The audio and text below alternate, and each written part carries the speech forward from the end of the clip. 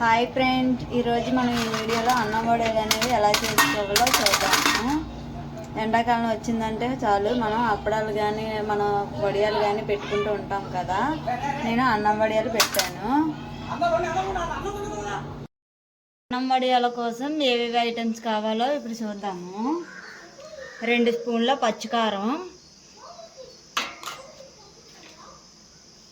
2 స్పూన్లు పచ్చిమిరపకాయలు పేస్ట్ చేసుకున్న పేస్ట్, ఇలా కచ్చాపిచ్చగా పేస్ట్ చేసుకోవాలి. మీరు పచ్చికారానికి బదులు మొత్తంగా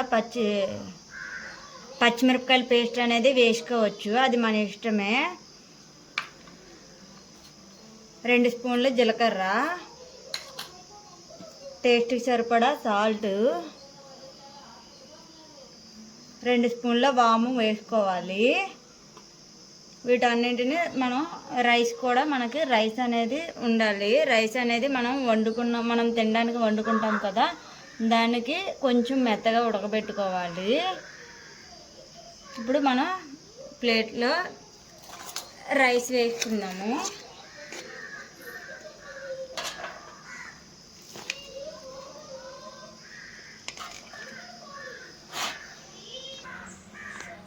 ఇలా మనం వండుకున్న రైస్ మొత్తాన్ని వేసుకోవాలి. ఇలా వేసుకున్న తర్వాత మనం ముందుగా అన్ని పెట్టుకున్నాం కదా, వీటన్నింటిని 1 by 1 వేసుకోవాలి.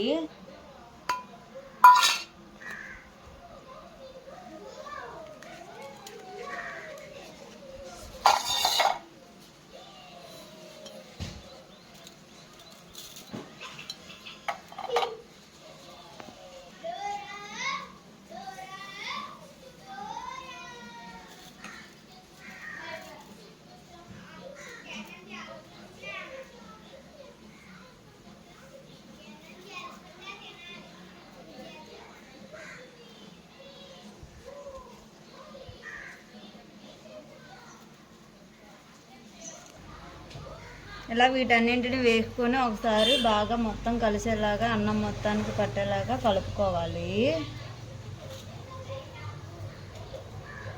అన్నం అనేది కొంచెం పొడి పొడిగానే ఉంచుకోవాలి, మనం పేస్ట్ లాగా ఉడికించుకోకూడదు. మనం కలిపేటప్పుడు కూడా ఇలాగ మెత్తగా ఉంది కదని చెప్పి ఇలా అనేయకూడదు.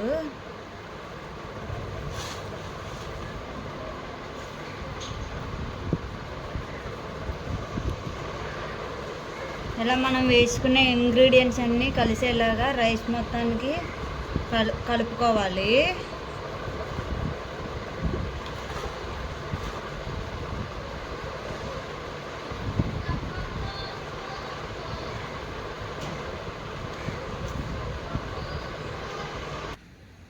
ఇప్పుడు మనం ఎలాంటి కాటన్ శారీ కానీ లేదంటే కాటన్ చున్నీ కానీ ఏది ఉంటుంది ఇలా నీట్గా వేసుకొని దాని మీద మనం చిన్న చిన్న ఉండలుగా చేసుకొని పెట్టుకోవాలి. ఒక చిన్న బౌల్తో వాటర్ అనేది తీసుకోవాలి.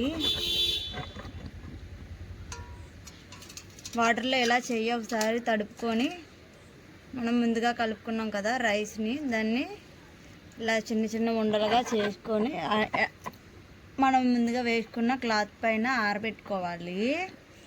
ఇలానే మొత్తం అన్నాన్ని పెట్టుకోవాలి. ఇలా రైస్ మొత్తాన్ని ఉండలుగా చేసుకొని ఎండబెట్టుకోవాలి.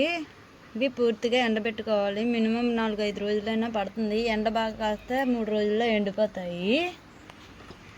మనం అన్నం వడియాలు పెట్టుకున్నాం కదా, నాకైతే అన్నం వడియాలు అనేవి బాగా ఎండిపోయాయి.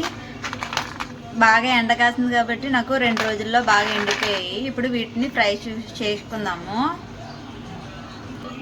స్టవ్ ఆన్ చేసుకొని స్టవ్ పైన ఇలాంటి కడాయి పెట్టుకొని ఆయిల్ వేసుకోవాలి. ఆయిల్ అనేది బాగా హీట్ అవ్వాలి. ఆయిల్ బాగా వేడెక్కింది. ఇప్పుడు మనం ముందుగా రెడీ చేసి పెట్టుకున్న అన్నం వడియాలని వేసుకోవాలి.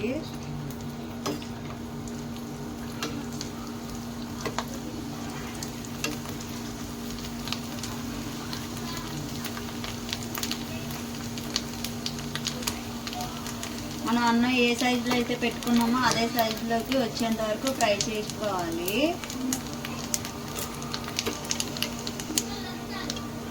ఫ్రై అయిపోయి ఇప్పుడు ఒక ప్లేట్లో తీసుకున్నాము. ఇలానే మొత్తం అన్నింటినీ ఫ్రై చేసుకోవాలి.